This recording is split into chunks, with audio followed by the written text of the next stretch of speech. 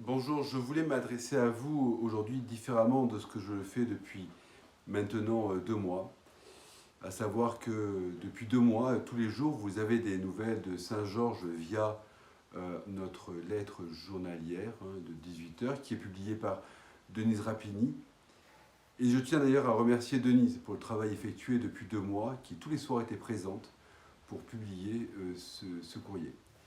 Je voudrais aussi remercier les Saint-Georgiens avant tout, parce que grâce à tout ce que vous avez fait depuis 2 mois maintenant, la maladie n'a pas évolué dans notre commune, à savoir que en respectant les gestes barrières, en restant chez vous pendant toute cette période, vous avez permis à ce que les choses se passent au mieux, et sans vous, les choses se seraient passées différemment. Donc un grand merci.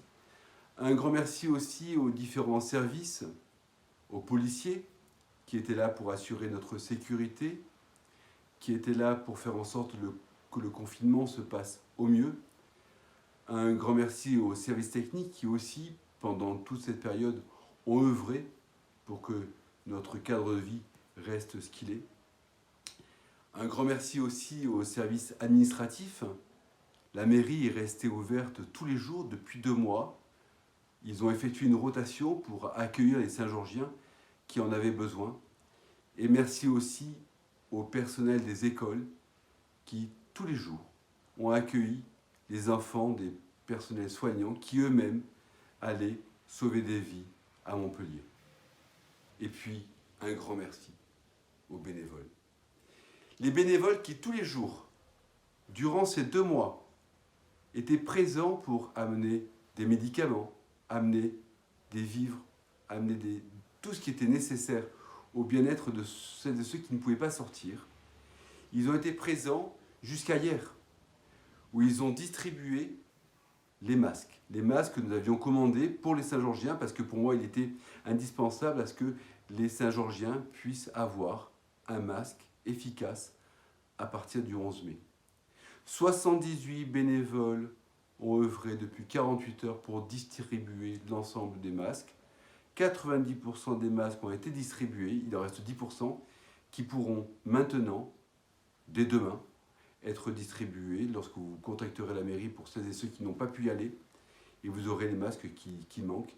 Nous vous attendons pour que vous les ayez avec vous et que vous puissiez vous protéger et poursuivre la suite. Demain aura lieu l'ouverture des écoles. C'est pas réellement demain, c'est jeudi.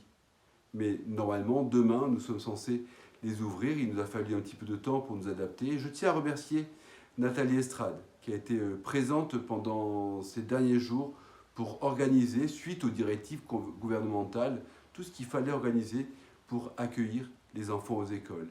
Et ce, aussi, avec les directions des écoles qui étaient très présentes pour le faire en bonne intelligence. Un grand merci à vous tous. Les écoles, fallait-il les ouvrir? Je pense que oui.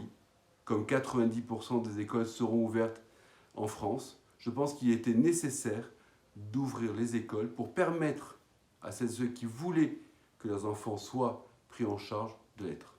Nous n'aurons pas des places pour tout le monde, mais nous aurons la possibilité quand même d'accueillir, en effectuant des roulements, une grande majorité des enfants.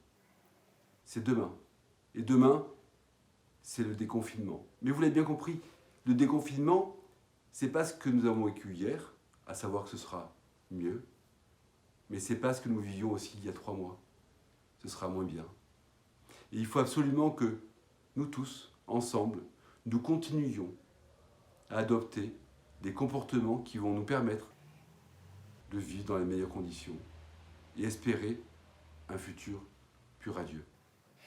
Dans ces moments un peu compliqués pour vous tous, je vous souhaite beaucoup de force et de courage. Et vous savez que vous pouvez compter sur nous pour gérer au mieux la suite tous ensemble. Je vous remercie.